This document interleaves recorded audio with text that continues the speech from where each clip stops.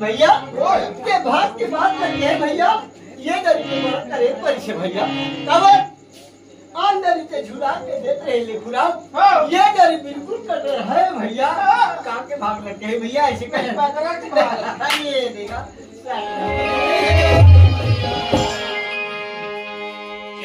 जवानी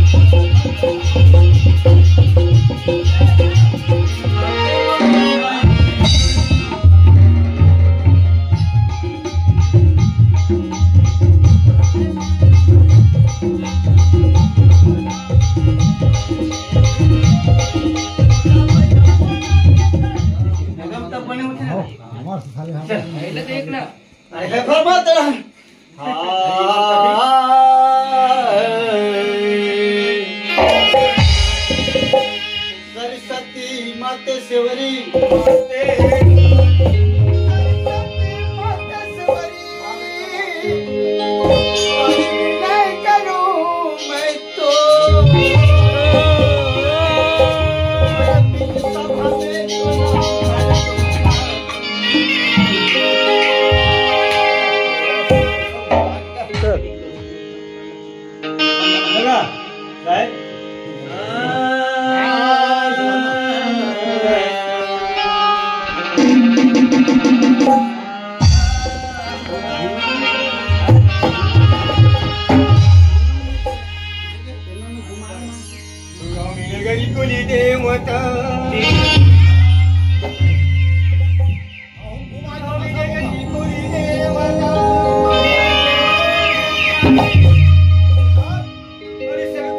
और बाद में देखो बाद में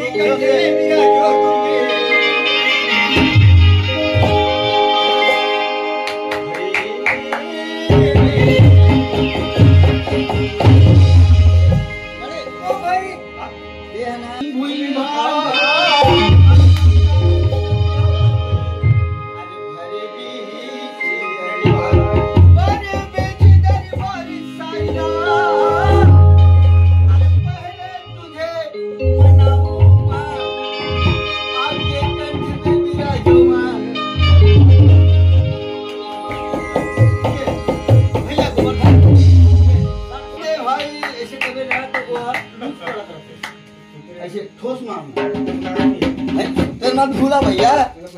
ऐसे जरा फहरावे तब मरने वाले ऐसे नहीं मोर टूटी बड़ी सब दगड़ी संगवारी मोर जाई दीदी मल्ला मोर भैया मल्ला नौजवान मोर साथी मल्ला नहीं भाई मोर संगवारी हमने बोला तो ठीक बोल रहे नहीं अब बोली ना नहीं कैसे तुम जो करते हैं हाँ। जो करबे जैसन भी करबे पब्लिक सुनते रहो मैं अतिक जान ले क्या क्या चीज आती वाली बात नहीं बोला का बोली ना अब नहीं बोल तो बोलो अभी बोल आप लोग बोल कैसे बोला एक काम करता कैसे गोरी नाम था हाँ। और दोनों गोड़ला बांध था हाँ। और सहारा देव में लेके पकड़ वो बिचारी हर का दुख में जाते काबर नहीं जाते अब बोलते हैं सहारम बांध रे ये कैसे कैसे करूं हैं आरती उतार हूं अरे आरती नहीं वो पूछ कहाँ जात है तई कहीं के अरे दाई ये पाँव पर ले दाई के पाँव पर दाई ये हो दाई अंते हैं जब पाँव पर वो कभी जब पाँव पर बे हाँ वित्ते पर बे हाँ मैं पर हूँ सातान वो परी तो वो तोड़ बोला परी ये है शुक्राम बाबा दाई बाबू एकर हमन पाँव पर ले रे ले भाला मैं देख तू हम ये पाँव पर दाई पाँव पर तू दाई ये ये पाँव पर दाई पाँव पर तू दाई